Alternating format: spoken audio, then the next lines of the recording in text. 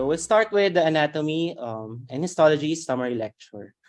Okay, so starting with, so by the way, since we have the opportunity to be live, so people in the Zoom, you can participate and try to answer the questions, mga pop questions along the discussion. Okay, so starting with so let's start with some neuroanatomy and histology, no? So when you ask, minsan na nalimutan natin your anatomy and histology is part of the anatomy. So if you ask, Doc, no, nagtatanong ba neuroanatomy and histology, no? So far, in the past 2 exams, yes, definitely merong questions, no, about neuroanatomy and histology. And one of the topics, no, na so far, no, lagi ko siyang dinidiscuss in pearls, in the main lectures, no, it's your pituitary gland, no. So around mga 6 exams, past 6 exams, nandun siya. Okay, so starting with your pituitary gland, no, also known as your hypophysis cerebri, no. So grade 1 description, no, it's your master endocrine gland. Okay, it's a pea-size or pea-shaped gland, no. So far ito yung tinanong, no, the weight of the pituitary gland, no. So what is the weight of your pituitary gland? It's a 2019 question. So it's 0.5 grams, no, 0.5 grams. So pag naka-red, pag may star, usually in my lectures, no, natanong na sila. So the weight of your pituitary gland is 0.5 grams. And if converted into ounces, no, it's around 0.018 ounces, no. So ayan, no, nagtatanong ba ng ounces conversion? Yes, no, definitely yes, no, kasi yung gallbladder before, no, we know that it's 30 to 50 ml, no, pero ang tinanong is weight, no. And it's in ounces, no, that's around 1 point something, no, 1 ounces. So be mindful also of the conversion, no, into ounces. So again, pituitary gland is 0.5 grams, no. So pop question, no, how about your pineal gland, no? What is the weight of your pineal gland, no? You can start writing your answers in the chat box. Now, what's the weight of your pineal gland in grams? Pineal gland, okay, in grams. No? So there are actually different answers. I'm not sure yung 172 grams, no? But based on Snell and based on the historically na natanong sa board exam, it's 0.1 grams. No? That's also found in your Snell. No? Your pineal gland is 0.1 grams. Okay, good. Okay, so your pituitary gland is a protrusion of the bottom of the hypothalamus at the base of the brain. And it lies at your pituitary fossa or your sella turcica, which is part of your sphenoid bone. Okay, so far natanong na din, no? Kasi yung location niya. So this is a diagrammatic representation of your pituitary gland. So in here, this is your hypothalamus, no? So a downward continuation, it will be your pituitary gland. And as you see, it's covered by parang siyang trono, no, ng pituitary gland, no? This is your sella turcica. Okay, again, no, pop question. Which continuation of dura mater, no, covers your sella turcica, no? Which part or extension of your dura mater covers your sella turcica? Sige, let's see at the chat box. Part or extension of the dura mater that covers your sella turcica.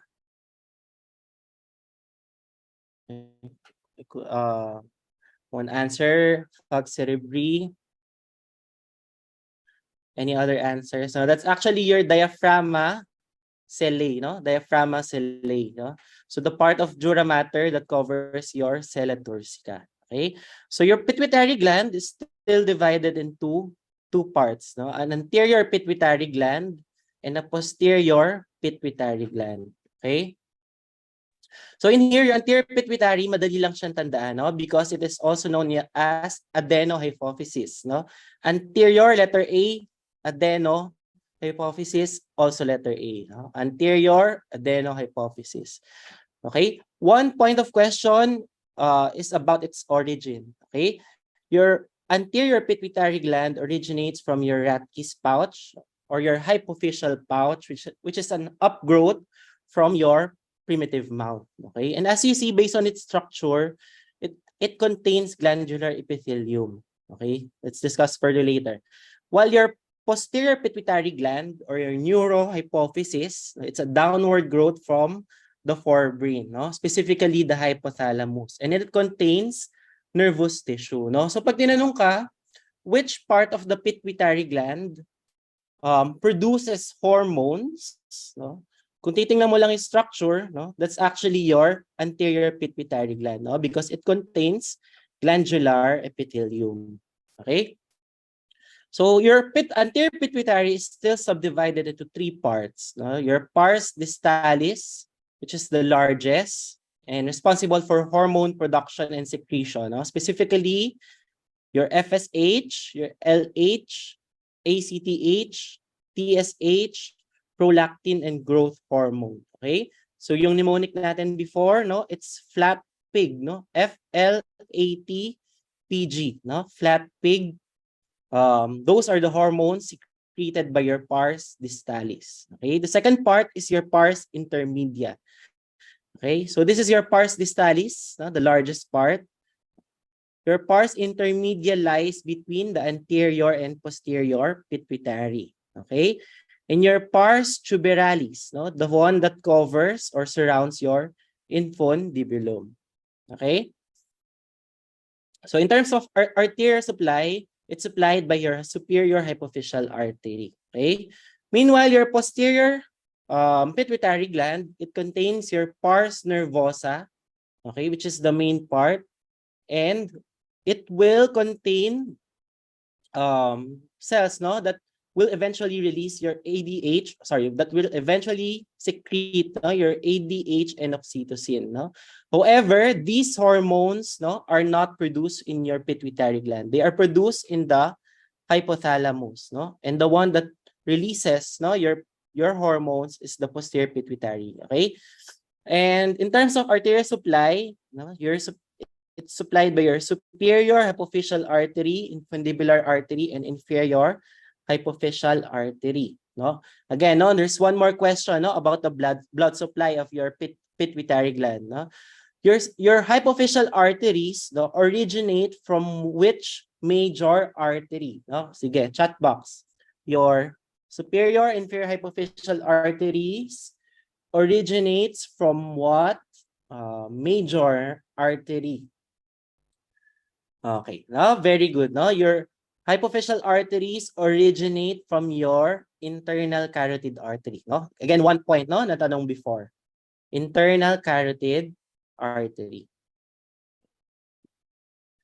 Okay, next. No, proceed tayo sa heart. No, so far again, no, maraming natanong about the heart, specifically the coronary vessels and yung partner niya, no, when they come along outside the surface of the heart. Okay, so let's start with, no, what accompanies your great cardiac vein. No, it is accompanied by your anterior interventricular artery. No, your small cardiac vein is accompanied by right marginal artery. Your middle cardiac vein is accompanied by your posterior interventricular artery. Okay? So our mnemonic is gas ramp. Now, I don't know if you have a mnemonic already, no? But with me, no, I memorize it, no, using this way. No? Gas ramp meaning great, no? Great cardiac is for anterior interventricular artery. Your small cardiac vein is accompanied by your right marginal artery, while your middle cardiac vein is accompanied by your posterior interventricular artery. Okay, so saan sila, no? This is your right marginal artery, no? And they come along with your small cardiac vein. Okay, your great cardiac vein is here. Ayan, no? And sino yung kasama niya? It comes along with your anterior ventricular artery. Okay? And sa likod, your posterior interventricular artery is accompanied by your middle cardiac vein. Okay? Now, no, proceeding with the location of the valves, no? wag kayong mako-confuse when we talk about the location versus the auscultation, no? Your location, kung nasan siya, no? Surface landmark, kung nasan siya. Auscultation of the valves, no? Yung location ng auscultation ng valves, kung saan siya best heard, no? So in terms of location muna, no? Nasaan siya? Your tricuspid valve is at the fourth ICS, no? Behind the right half of the sternum, fourth intercostal space. Okay? Your bicuspid valve is at your fourth costal cartilage left, no? Your pulmonary valve is at the third costal cartilage, again left. Okay? Your aortic valve is behind the left half of the sternum, third intercostal space, no? So what are the implications, no? Yung location, no, yung ibang valves are located at the costal cartilage, no? So what's the implication, no? When you auscultate there, wala kang maririnig, no? That's why you will auscultate on some other parts, no? That's why may ibang location, no, for auscultation. Okay? So again, the location aortic, it's third ICS left. Pulmonic, it's third costal cartilage left. Okay? Your mitral valve is at the fourth costal cartilage left. Your tricuspid valve is located, no, at the fourth ICS right. Okay? While you have different location of auscultation, you will only hear, no, the sounds of the heart valves, no, at intercostal spaces.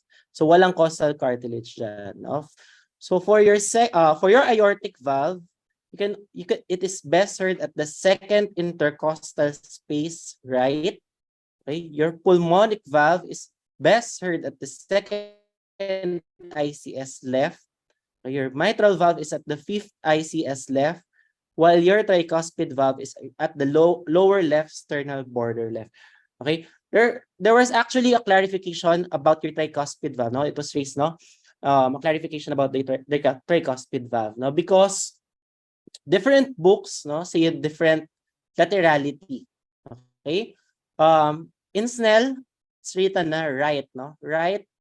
However, left, no, for some people, your tricuspid valve auscultation. However, no, in Moore and in Bates, your tricuspid valve is at the left parasternal border, no? So far, no, hindi naman siya lumalabas na right or left, no? Kasi either sa mga choices, no, when I look back, hindi siya lumalabas na right or left before, no? So lumalabas siya as a parasternal border. Okay? So wala tayong masyadong kakabahan, no, kung right or left ba. Hindi masyadong kakabahan if right or left ba yung isasagot. Okay. Dagdagan ko lang para universal na lang, buong top-notch system, left ang sagot nyo. Okay. Okay? Always pray. Pulmonic ba? Ano pinag-usapan? Sorry. Tricuspid ba? Always pray to, tama, left. Sundan natin yung nandun sa Bates. Sa Bates na. First na lang yan, buong top-notch. Okay? Top-notch wide if ever matanong. Alright, thank you, Doc. So this is actually from Bates, no? So your aortic valve is located second ICS right. Your pulmonic, no, or pulmonary valve is at the second ICS left. Your mitral valve is at the fifth ICS left. Okay, and in here, no, as universal answer will answer left parasternal border for the tricuspid valve. Okay. Okay, I hope everyone gets it, no? So now more about the valves, no? Your valves, starting with your tricuspid valve. Okay, your tricuspid, no? Tricuspid, no? Definitely tatlo ang cuffs, no? So you have anterior, septal, or and inferior or posterior cuffs. Okay, your bicuspid, no? Based on the name, no? Bicuspid, dalawa ang valve, ang cusp niya. You have one anterior, you have one posterior. Okay, your pulmonary valve, okay, has one posterior and two anterior cusps, while your aortic valve has three cusps pa din, no? One anterior and 2 posterior, no? So what if the question, all of the valves, no, in the heart contain 3 cusps except, okay? So anong answer natin, no? Except your bicuspid valve, no? Siya lang yung merong dalawang cusp. Okay? So looking here, ayan, no? Yung parang letter Y or letter T, no? Yun yung mga division niya. So you have 1, 2, 3 cusp for the tricuspid. Again, 1, 2, 3 cusp for the aortic. 1, 2, 3, no? For the pulmonary valve. And then bicuspid, siya lang yung parang hiwa lang, no? So you only have 2 cusps. Okay? So all of them has 3 cusps except for the bicuspid valve. Yan, okay. Proceeding now with your lungs. Okay? So your lungs, ano mga point of question dito? Right versus left, no? Usually gano'n, no? And it's actually in your handout, no? So your right lung, okay, it's larger and heavier, it's shorter and wider, no? It's heavier because, no, it has more lobes, no, as compared to your left lung. Okay, so quantifying it, it's around 445 grams. Okay, while your left lung, it is lighter, it's around 395 grams. Your right lung contains 3 lobes, okay? So it's upper, middle, and lower lobes, and divided by 2 fissures. You have oblique and you have a horizontal fissure. Okay, we'll look to the picture later. Okay, your left lung, on the other hand, it has 2 lobes, and it is divided by only 1 fissure. You have the oblique fissure. Your right lung, no, walang issue about its segments. It contains 10 bronchopulmonary segments. Okay, while your left lung, in some books, it's 8. In some books, it's 10 segments, no? We'll discuss later, no? And for the grooves, your right lung contains the grooves for your SVC, superior vena cava. You have the arch of the azygos vein and a groove for your esophagus. While your left lung contain grooves for the aortic arch, descending aorta, and left subclavian artery. Okay? So as you see, no, usually parang mga arterial side, no, ang grooves na nakikita natin sa lung, no? More of part of the arterial system, no? Like your aortic arch, your aorta, descending aorta, and you have that left subclavian artery. So usually arterial side, merong grooves at the left lung. While at the right lung, you see grooves for the venous side, no, venous system, like your superior vena cava and your arch of the azygos vein. Okay, no? Sa fissures, baka malito kayo. Your horizontal fissure is only seen in your right lung, no? Kasi, no, sa right lung lang merong letter H, tama? So horizontal, letter H, no? Sa right lang siya, no? Sa left wala naman siyang letter H. Okay? So this is your picture, no, of the right, no, and the left lungs. So this is your right lung divided into 3 lobes. You have an upper lobe, a middle lobe, and a lower lobe or inferior lobe. Okay? This is your oblique fissure, no? So it will divide the middle and your inferior lobe. Okay? While this is your horizontal fissure, no? Only seen in your right lung. Okay, so it divides the superior and the middle lobe. Okay, while your left lung, okay, left lung, it only contains an oblique fissure. Okay, so it will divide the upper and the lower lobe. So question, which lung contains the lingula, no? Right or left lingula? It is seen in your left lung, okay? This part, no? This is your lingula, okay? And another question, cardiac notch, no, is seen in which lung, right or left? Your cardiac notch, okay? Your cardiac notch is seen in your left lung, okay? Parehas na tanong na, okay? So cardiac notch and lingula are both seen in your left lung. Okay? Horizontal fissure is seen in your right lung. Okay? So moving on sa bronchopulmonary segments. This was asked in the most recent board exams. No? Again, your right lung contains 10 bronchopulmonary segments. Your left lung contains 8, no? 8 to 10 bronchopulmonary segments. O, discuss muna natin yung walang issue, no? Sa right lung, dito pala, no? Ito yung right. Your right lung contains 10, okay? So, and again, it has 3 lobes, no? And each lobe will contain bronchopulmonary segments. So sa superior or upper lobe, you have apical, posterior, and anterior. Okay? Your middle lobe will contain medial and lateral bronchopulmonary segments. Okay, that's 2. While your inferior lobe, okay, ang mnemonic natin dyan is palms, no? PALMS. Posterior, anterior basal, lateral basal, medial basal, and superior. Okay, so that's a total of 1, 2, 3, 4, 5. So 3 sa superior plus 2 sa middle, 5 plus 5 sa inferior. So that's a total of 10 segments. Okay, walang issue. Okay, however, okay, sa left lang, medyo may issue. Dito yung issue, no, na superior lobe. Sa inferior lobe, walang issue din. Sa left lang, sorry. Okay? So sa inferior lobe, actually, it's just the same as the inferior lobe of the right lung. No? You have you have posterior basal, anterior basal, lateral basal. You actually have medial basal and a superior superior bronchopulmonary segments. Actually, palms din, no? Ang issue is nasa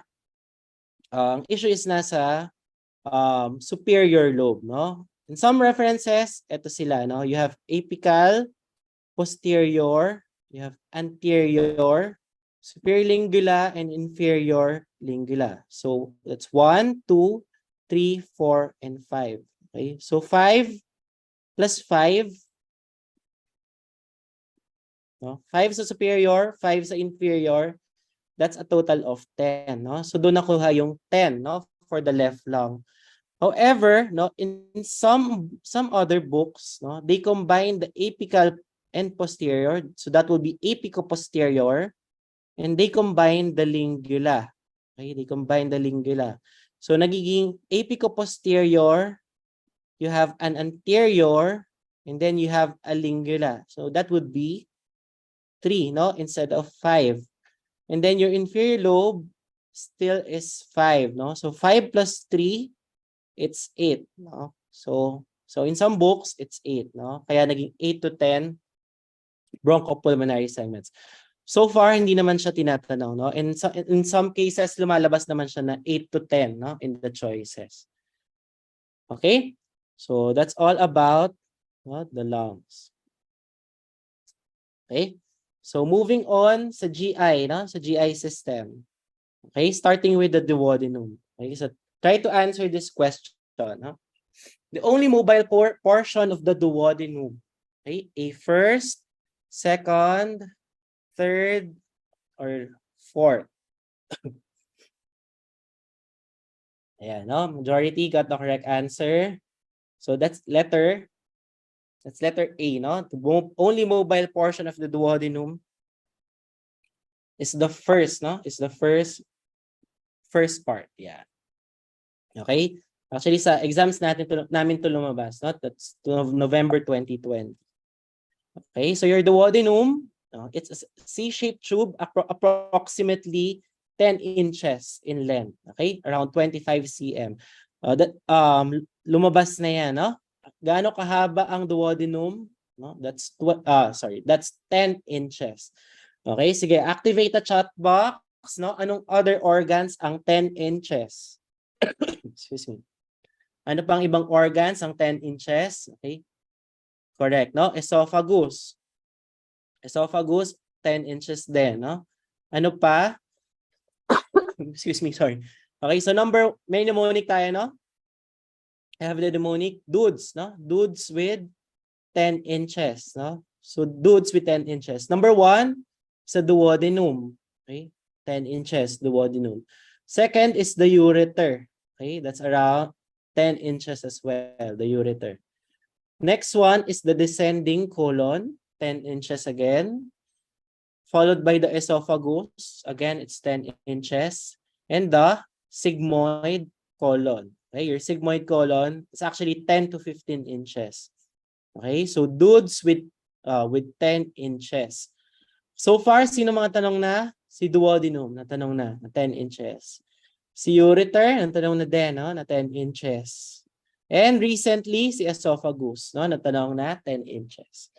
Okay, so baka next na si descending colon, no? Saka si sigmoid colon. Okay, again, all of them are 10 inches.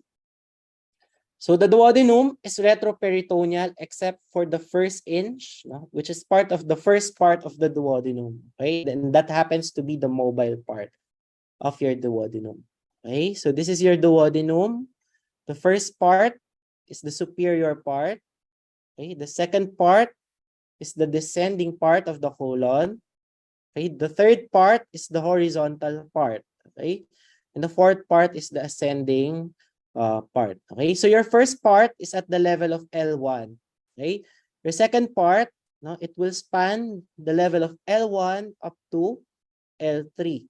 So in this here, no, while your third part, okay, the horizontal part is at the level of L3. While your ascending part will run from L3 going up to the level of L2. Okay, so it's the one in your table. Okay, measurements, I leave that to you, but this is coming from Moore. So the longest segment of the duodenum is your descending part or your second part. Okay, so again, the first part or the superior part, it contains a mesentery and it is the mobile segment of the duodenum. And it is attached to the hepatoduodenal ligament and the greater omentum.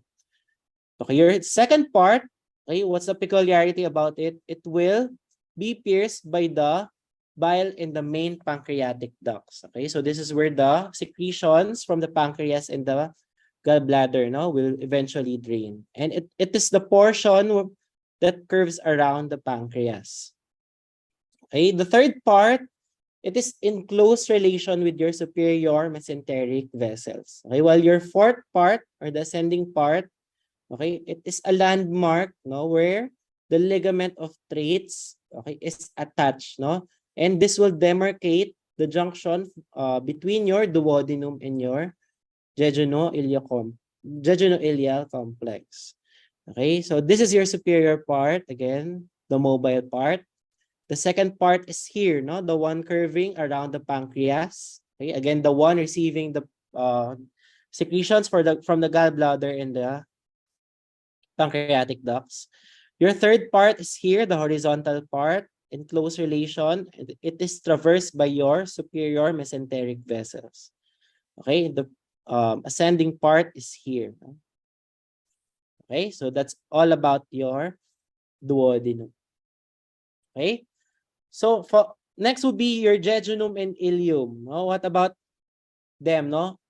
Lagi silang kino-compare, no? Para silang maraklara, no, ng small intestine. Okay? Two exams na to tinatanong, no? The two past exams, no? Jejunum lagi versus ileum. Okay? Yeah. So let's start, no? Your jejunum, it comprises the proximal 2/5 of this jejunal-ileal complex. And it occupies the upper part of the peritoneal cavity and below the left side of the transverse mesocolon. Okay, while your ileum, no, it's the longer segment. It contains the distal 3/5, no, and occupies the lower part of the peritoneal cavity, the pelvis, and the right lower quadrant. Okay, in terms of the walls, your jejunum has thicker walls and heavier walls. Okay, so anong implication, no? Kung thicker ang walls niya, no, heavier ang walls, no, mas nagko-contract siya. So, ang nangyayari, when food is there, pag nag-contract siya, maipapasa niya na right away, no, to the ileum. That's why in gross exam, no, it will look emptier. Okay? So, your ileum, on the other hand, has thinner and lighter walls. So, in terms of vascularity, no, since mas muscular si jejunum, no? It will have greater vascularity, and in effect, no, ano magiging kulay? It will be deeper red, no, in color. Okay, as compared to your ileum, no, which is less muscular, less vascular, so it will appear paler pink. Okay. Next, no, in terms of the plicae circularis, no, your plicae circularis are the mucosal folds. Okay, so mas prominent, no, yung mucosal folds in your jejunum. So it's larger, taller, and more numerous. Okay, while in ileum, it's shorter and widely separated. Okay, your arterial arcades, it is less prominent, no, around 1 to 2 only in your jejunum ileum. Okay? Since mas konti siya, no, mas maraming spaces, no? That's why you have translucent areas, no, which we call windows, no? And since less prominent, no, ang arterial arcades, your vasa recta has to be longer to make it, no, to make it supply your small intestine. We'll look at the picture later. And then, no, so your ileum will contain more arterial arcades and a shorter vasa recta. Okay. In terms of fat, no, there is more fat in your ileum, and your Peyer's patches are only present in your ileum as well. Okay. So this is the comparison, no, between your jejunum and ileum. No? So your jejunum is in the upper part. Your ileum is in the lower part. Okay, so look at it, no? Sino ang mas maraming foldings, mas maraming mucosal folds? So that's your jejunum, no? Your jejunum. And as you look at the vessels here, no? So the vessels here, isang ano lang siya, no? Isang beses lang siya dumaan. So this is your arterial arcade. Okay? And then, no, para makaabot yung blood supply to the wall, no, the vasa recta has to be longer. No? As compared here, no, less ang plicae circularis. No? You have less mucosal folds. And then, ang dami niyang arterial arcades. No? Dahil sobrang dami niya, yung vasa recta only needs to be shorter, no, for it to supply your ileum. No? In terms of fat, no, kita naman, no, sino mas yellow? No? So fattier si ileum. Okay? And then yung mga tigyawat diyan, no? Yung mga parang tigyawat, no? Those are lymphoid nodules, and then when they aggregate, no, that will be your Peyer's patches, and you only see them in your ileum. Okay? Did you get it? Yes. Okay. So that's one point of questioning in jejunum, no, in your small intestine. So jejunum versus ileum. Okay. There's actually one other table from your SNEL, no, comparing about large intestine naman, no. And it was actually asked na rin, no, in the one exam. Okay. So small versus large intestine, no. So in terms of mobility, your small intestine is more mobile, no? Except for your duodenum. Again, no, only the first part of the duodenum is mobile. Okay, while your large intestines, no, the ascending and the descending parts of the colon are fixed. Okay, for the small intestine, all parts has a mesentery. Again, except for the duodenum, no, the second to fourth part, no, again because they are retroperitoneal. Okay, while your large intestines, majority are retroperitoneal except for the transverse and sigmoid colon. Okay, so in terms of diameter, huwag ka na muna masyado mag-isip, no? Small intestine, definitely it will have smaller diameter, while your large intestine, it will have larger diameter. Okay, your one peculiarity, no, in your large intestines, your longitudinal muscles will form 3 bands, no, that we call as teniae coli. Okay, again, another peculiarity in your large intestines, it will contain appendices epiploaceae. No? So this appendices epiploaceae are fatty tags, no, that we can see externally. Okay? And in terms of the walls, your large intestines, okay, contain or appear sacculated. Okay? And this sacculation na parang longganisa. Okay? And this we call this as hostra or hostration. Ayan, no? This is your small intestines. Ano makuha na natin dito? Ano, ito na lang, no? Your large intestine. Now, again, yung mga peculiarities about your large intestines, you will have 10 E. coli. Okay? The longitudinal bands, no? The 10 E. coli. And then you have the fatty tags. You will see the appendices epiploaceae. And yung parang longganisa, no? Yung sacculations, we call this hostra or hostrations. No? All of them are peculiar in your large intestines. Okay.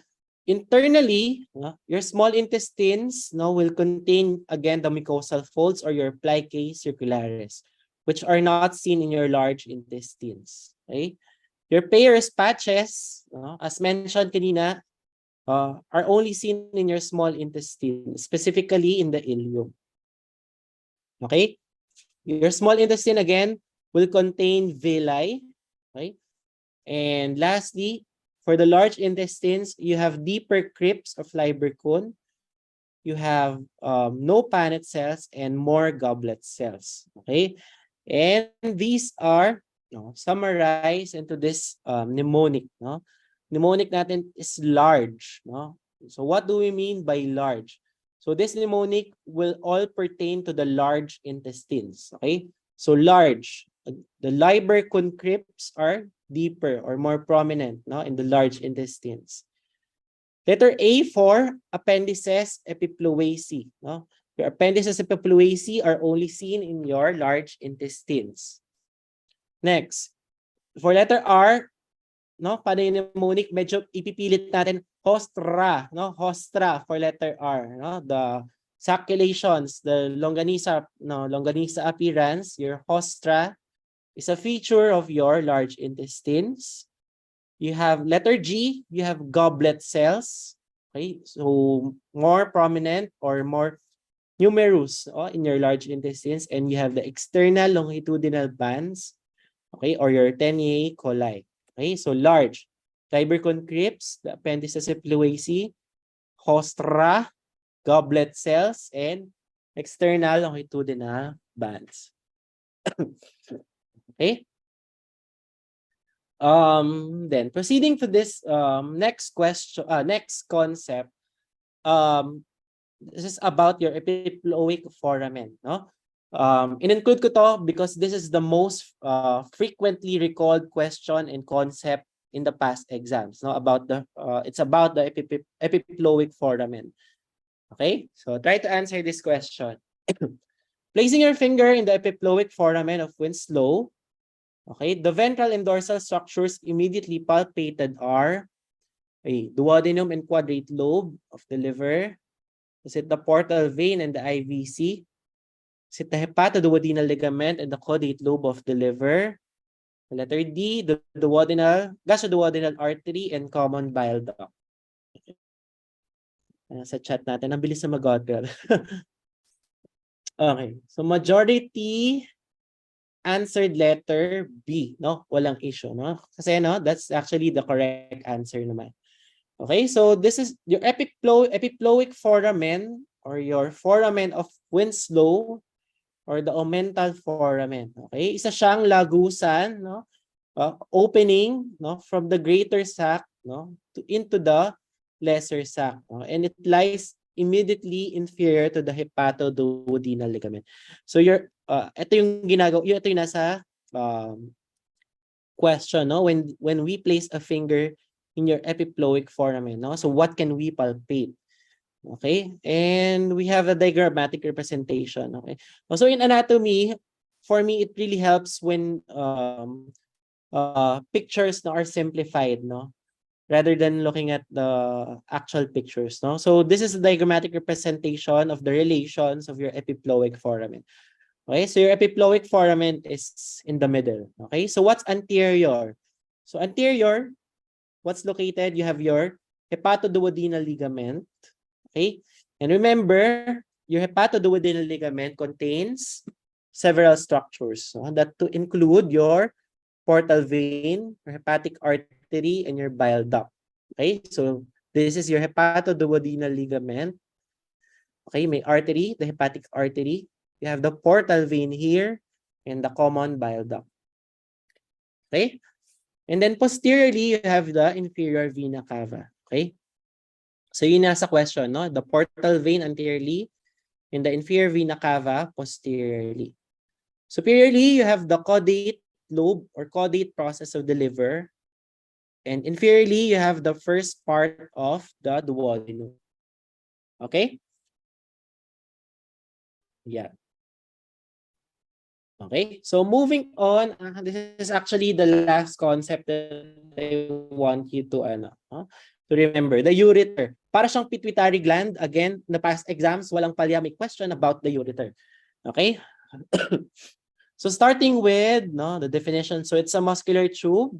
It begins at the renal pelvis, extending from the kidney to the urinary bladder. Again, it belongs to our mnemonics, na dudes with 10 inches. So ureter, in length, it is 10 inches or 25 cms long. Okay?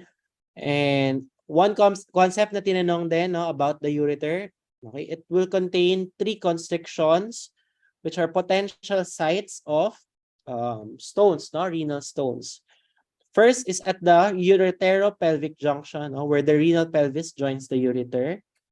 The second one is where it crosses the pelvic brim and the external iliac artery. And the third constriction is where it pierces the bladder wall. Yan. Okay? So one at the renal pelvis, one at the pelvic brim, okay? And one as it pierces at the once it pierces the urinary bladder wall. Okay? So your ureter, matagal nang tinatanong ang course ni ureter, no? Ano bang course niya, no? Tourism, accountancy. Charot lang. So anong course niya, no? Kasi yung ureter nyo, sa 10 inches na yan, marami siyang pinagdadaanan. Okay? So let's trace the ureter coming from its origin. Okay? So from your ureter, it will descend from the renal pelvis. Okay? So this is your renal pelvis. Okay? So it will continue to become your ureter. Okay? At ang unang hadlang, no, sa ureter, okay, your gonadal vessels will pass anteriorly. Okay? So your ureter is posterior to the gonadal vessels here. Okay? Again, your ureter is posterior to the gonadal vessels, no? This is where we use the water under the bridge, no? The water is the ureter, the bridge is the gonadal artery. Okay? Again, your ureter lies posterior to the gonadal vessels. Okay? So, ayan, tutuloy siya. Ang susunod na hadlang, no, ay nandito, no? So, it will enter the pelvis, okay? And it will cross the bifurcation of the common iliac artery. Okay? Trace muna natin. This is your aorta. This is your common iliac artery. No? This is your internal iliac artery. This is your external iliac artery. Okay? So sabi dyan, it will cross the bifurcation of the common iliac, no, in front of the SI joint. So therefore, it is anterior to the common iliac, no, and it is actually anterior also to the internal iliac artery. No, this is your internal iliac, anterior to the common and internal iliac arteries. However, no, in relation to the external iliac artery, it lies more medial. No, your ureter, this is your ureter, this is your external iliac. So your ureter lies more medial. No, it is medial to the external iliac artery. Okay? So nakalagpas na siya dyan, no? And at the level of the ischial spine, bigla siyang liliko, no? So una, it runs down the lateral wall of the pelvis. And at the region of the ischial spine, liliko na siya, no? In order for it to reach your urinary bladder. Okay? So in males and in females, the course that I have discussed, okay, are the same, no? So parehas lang it will pass under the gonadal vessels. It will pass anterior to the common and internal iliac and medial to the external iliac. However, no, nung patapos na, doon mag-iiba sa males and in females. Okay? So, pagpapasok na siya in males, no? This is in males. So, pagpapasok na siya sa bladder wall, no? See, this is your ureter. Okay? Ang huling hadlang ay ang vas deferens or your ductus deferens. Okay? So, tinanong to parang 2 exams ago, no? So, what structure crosses your ureter before it pierces the urinary bladder wall? It's your vas deferens. Okay? And in females, no, bago siya pumasok again sa urinary bladder wall, no, so in females, it turns forward medially beneath the broad ligament, and ang magko-cross naman sa kanya is your uterine artery. So again, in males, it is your vas deferens. In females, it's your uterine artery. Okay, and eventually to the bladder wall, yeah, to the urethra, and then to the CR. Okay, and finally, no, about the blood supply, venous drainage, and lymph drainage. Okay, so your ureter is divided into thirds: the upper, middle, and lower end. Okay, so your upper end, it will be supplied by the renal artery and vein. Your middle part, it's supplied by the gonal artery and vein. Okay? Your lower end, it's supplied by the superior vesical artery and vein. Okay? One question, saan lymph nodes magde-drain ang ureter? All of them will drain into your lateral aortic nodes and iliac nodes. Again, natanong na to. Okay? Nerve supply, it's coming from the renal, testicular, and hypogastric plexuses. Okay? And one last question about the ureter, no? Saan magre-refer ang ureteric pain, no?